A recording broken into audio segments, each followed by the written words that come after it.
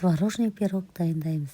Ең алдымен ұнымызға қопсытқыш және де тұзды салып, үстіне үккіштен өткізген сармаймызды салып, араластырып, секер салып, тағы да араластырып, жұмыртқаны салып, тағы да жақсылап араластырып, қамыр илейміз. Қамырымызды илеп, тоңазытқышқа 30 минутқа қоямыз. Енді салмасын дайындаймыз.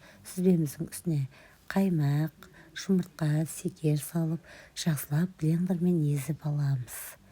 Енді формамызға ұн сеуіп, қамырымыздың жартысын салып, енді қалған жартысын жан жақтарына тегістеп салып осылай.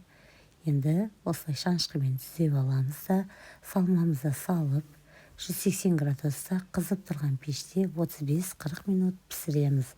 Пирогымыз піскеннен кейін әбден суытып барып кесеміз. Осымен пирогымыз